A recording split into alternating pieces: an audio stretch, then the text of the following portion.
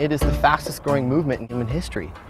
And the 80 million youth in the United States who are between the ages of 17 and 30 of the millennial generation are at the leading edge of that. It's the we generation. We are digitally connected. We are making all over the planet correspondences through emails, through internet, through video, through all these multimedia outlets, ways in which we are connecting to each other. 4 out of 5 youth are going to create jobs that didn't exist when they were being born. That's 80% new growth in the job market, largely because we as young people are innovative. We come up with new solutions to challenges that have always been there. Whether it's Mark Heinous, who in college started a fund that raised money for Darfur. He had never been there.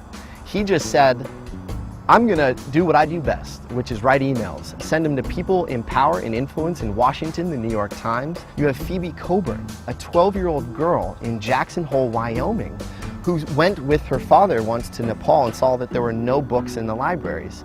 She went back to her community, wrote letters, collected books, and then sent 3,000 books to fill schools and libraries in Southeast Asia. It's incredible what some of these young people are doing. The average woman in rural Africa has to walk 3 miles a day to get anything close to clean water. Create a business to create pumps, and on top of it, they put a merry-go-round. And the village children, as they turned it, would pump the water. Desmond Tutu talks about this all the time. Someone who's a Nobel Peace Prize laureate is still surprised by the innovations that young people are coming up with.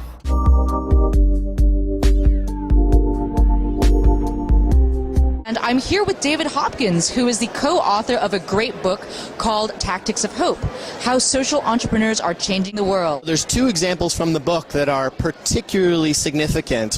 One is World of Good. World of Good has recently partnered with eBay to distribute goods that are made often by women in developing countries who aren't paid a fair wage for themselves or for their products that they make, and World of Good brings those products to Whole Foods and distribution stores in developed countries at a fair price and pays the workers a fair wage.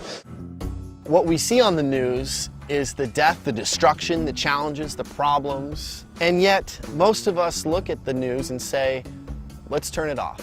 The reality is that we can take all that bad stuff that we see on the news and turn it into opportunities. There are 80 million young people now in the United States. We're coming together to form new ideas, to innovate and invent our way out of the crisis that we're facing. To think that our children might have to inherit a planet that is a lot worse than we have it now is daunting. How are we going to change all this? We're aware of what the challenges are. Well, what are you doing about it? What are you doing with your summer vacations? Do you know what you're doing with life after college? Not all of us do.